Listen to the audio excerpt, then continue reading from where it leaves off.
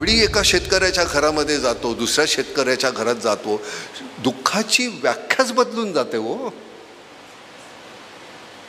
मला माहितीच नव्हतं हे दुःख. नटसम्राट आज जर मला करायला सांगितलं तर मी वेगळ्या पद्धतीनं करेन.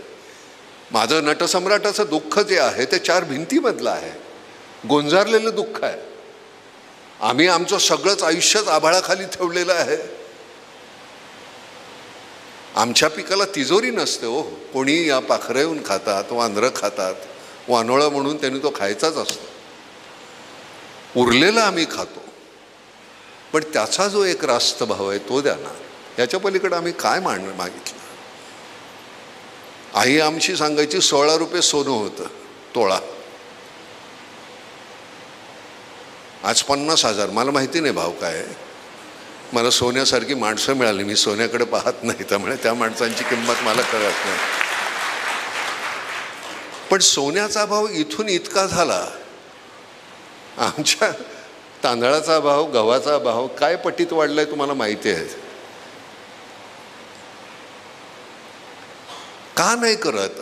80%, 90% आपण होतो, आता 60-50% आलो शेतकरी. पण 50% सरकारकडे मागू नका. कुठलं सरकार करायचं हे ठरवा.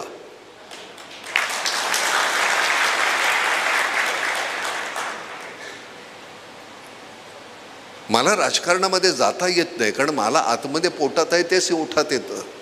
दुसऱ्या दिवशी मला काढतील त्या पक्षातून.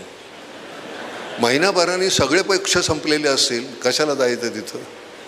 इथं आल्यानंतर मनापासून जे बोलता येतं. बरं, सगळ्यात महत्त्वाची गोष्ट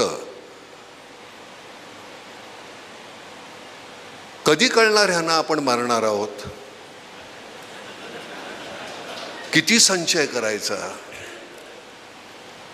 मृत्यू आहे, अटळ आहे, तुम्हाला माहिती नाही का? अमर असल्यासारखे का वागता तुम्ही? काय बोलता? कुठले आदर्श ठेवता आमच्या नवीन पिढीसमोर? तुम्ही काय चाललेलं आहे?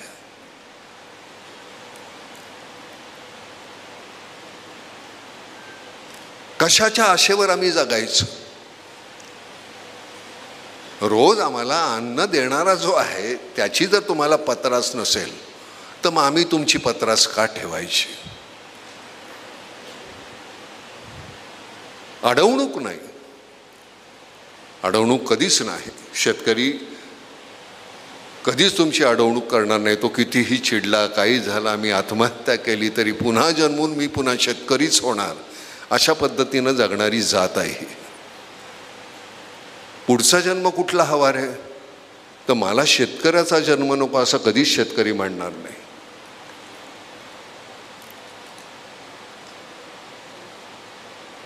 जनावरांची भाषा आम्ही जाणतो, तुम्हाला आमची भाषा कळत नाही का? आणि हे कधी संपणार आहे? वर्षोनवर्ष कसले स्वतंत्र झालो आम्ही? एका गुलामीतून दुसऱ्या गुलामीमध्ये, अजून काय?